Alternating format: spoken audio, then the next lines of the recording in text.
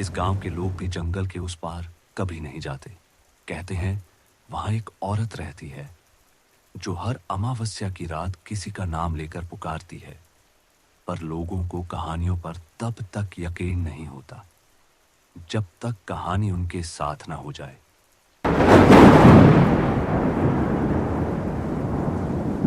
शाम ढल गई थी। बारिश बहुत जोर से हो रही थी। जंगल के रास्ते के पास एक पुराना सा चाय का ढाबा था जहां रमेश, उसका दोस्त किशन और पड़ोसन चंपा बारिश से बचने के लिए बैठे थे। अरे यार, ये चाय वाला रामू कहाँ चला गया? इतनी बारिश में इस वक्त इसे क्या काम पड़ गया? पता नहीं यार, इसका भी कुछ ठिकाना नहीं है। कभी भी दुकान खुली छोड़कर चला जाता है, न बताता है कहाँ जा रहा है, न कोई वजह होती है। कल भी ऐसे ही गया था बिना कुछ कहे। मैंने तो कहा भी था, भाई कम से कम ताला तो लगा जा, पर सुनता ही नहीं। लगता है इसे कोई फर्क ही नहीं पड़ता। हाँ भाई, इस बारिश में जरा सी चाय मिल जाती ना तो मज़ा आ जाता। ठंड भी लग रही है, ऊपर से हवा भी तेज हो गई है। पर क्या करें, ये आदमी तो तभी गायब होता है जब ज़रूरत हो। लगता है फिर से कहीं घूमने निकल गया। चल कोई नहीं, मिल ही जाएगा। तब तक बैठ जा, बारिश का मज़ा ही ले लेते हैं। तुम दोनों यहाँ बैठकर मजे लो। मुझे तो यहाँ बहुत डर लग रहा है।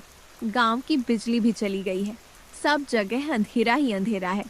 और वैसे भी आजकल तो इस पास वाले जंगल के बारे में बड़ी अजीब बातें सुनने को मिल रही हैं। रात को लोग कहते हैं वहाँ से कुछ अजीब सी आवाज़ें आती हैं, कभी जैसे कोई रो रहा हो, कभी जैसे कोई बुला रहा हो। पंडित जी भी कल कह रहे थे, जब अंधेरा ज़्यादा घना हो जाए ना तो जंगल के पास मत जाना। अरे यार चंपा, ये सब झूठ है, ऐसा कुछ नहीं होता। तू भी ना हर बात का भूत बना लेती है।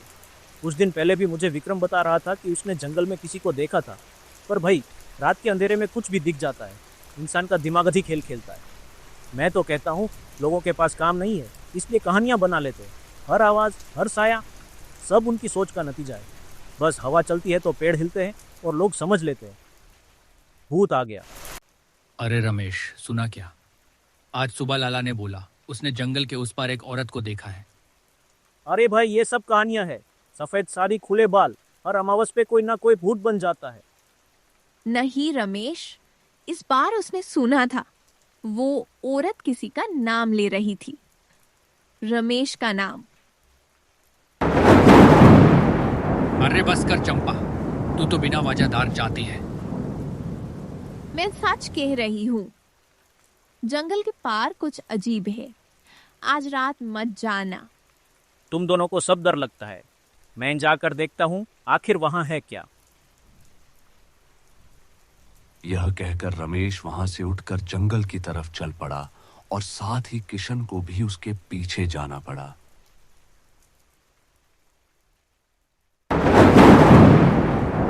रात हो गई थी, बारिश रुकने का नाम नहीं ले रही थी।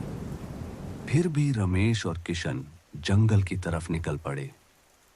किशन का मन नहीं था, पर रमेश जिद पर था। रमेश, ये रात का टाइम और बारिश में जंगल जाना गलत लग रहा है यार। कुछ नहीं होता, सब कहानियां ही बनाई गई हैं। यार मुझे कुछ ठीक नहीं लग रहा। रात भी हो चुकी है, हमें वापस चलना चाहिए। यार किशन, अगर तुझे डर लगता है तो तू जा वापस, लेकिन मैं तो आज ये जानकर ही रहूंगा कि आखिर इस जंगल में है क्या। अरे रमेश, वो क्या चीज़ है सामने? ये क्या है? ये तो बहुत अजीब है। किसी खौफनाक जानवर की आंखें लगती हैं। रमेश, रमेश। अरे रमेश, ये तो तेरा ही नाम ले रही है।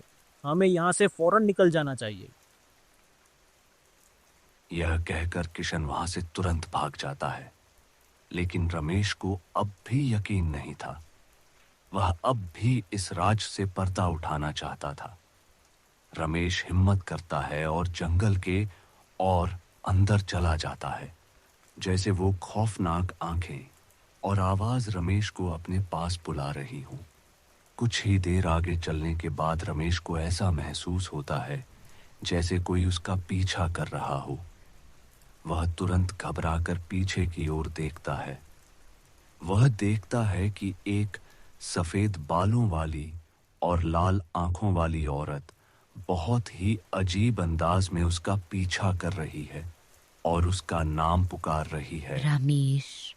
रमेश वहां से रमेश। भाग जाने की कोशिश तो करता है, लेकिन अब बहुत देर हो चुकी थी।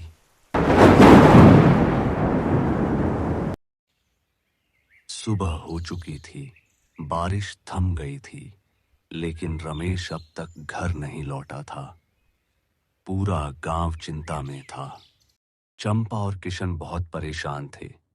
वो दोनों सुबह होते ही पास के एक मंदिर में पंडित जी के पास पहुंचे। चंपा कहती है, नमस्कार पंडित जी, रमेश कल रात जंगल के उस पार गया था और अब तक नहीं लौटा है। नमस्कार। मैंने सबको मना किया था। उस जगह पर एक औरत मरी थी, अमावस्या की रात। उसकी आत्मा अब भी वहीं भटकती है, किसी का नाम लेकर बुलाती है। पंडित जी, मैंने उसे बहुत रोका, लेकिन रमेश बहुत जिद्दी है। वो फिर भी जंगल के उस पार चला गया। अब आप ही कुछ बताइए पंडित जी, हम क्या करें? अब तो बहुत देर हो चुकी है किशन। मैं इस बात का गवाह हूं कि आज तक उस जंगल के पार जो कोई भी गया वह कभी वापस नहीं लौटा। अगर आज रात भी वह किसी का नाम लेकर पुकारे तो गलती से भी वहां मत जाना।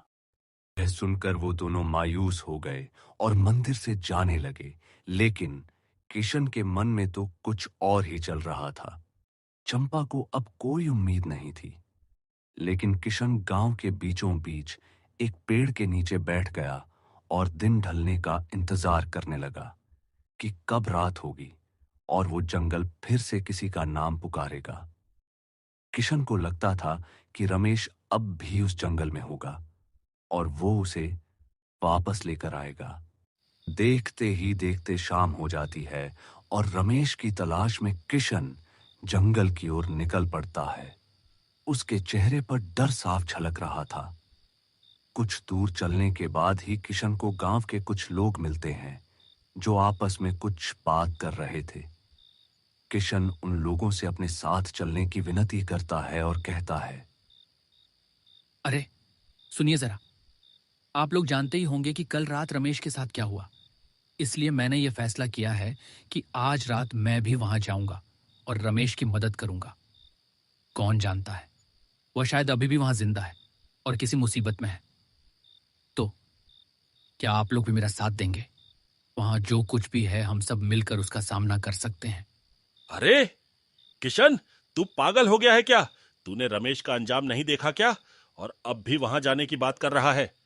भाइयों, लगता है इसका दिमाग ठिकाने पर नहीं है। अरे किशन, क्या तुम अपने साथ हमें भी मरवाना चाहते हो? क्या तुम्हें नहीं सुना कि वहां से आज तक कोई वापस नहीं लौटा? चलो अब लौट जाओ और जाकर सो जाओ। अच्छा तो ठीक है, अगर आप लोग नहीं चलेंगे तो मैं अकेला ही वहां चला जाऊंगा। ठीक है, ठीक है, जा। लेकिन याद रखना, वहां तुझे बचाने कोई नहीं आएगा। दिमाग खराब हो गया है इसका तो।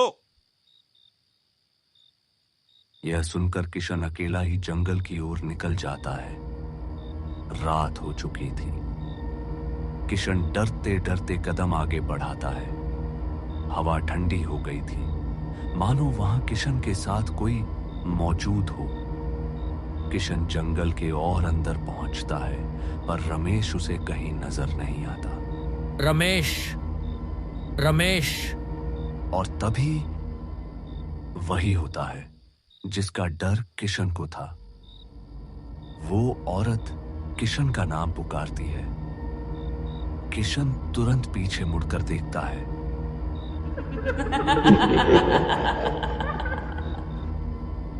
उस रात के बाद किशन भी कभी घर नहीं लौटा। वो आत्मा किशन और रमेश को कहां ले गई, ये आज तक कोई नहीं जानता। लेकिन कहा जाता है कि वो औरत आज भी वहीं भटकती है और आज भी वहां जाने से सब डरते हैं।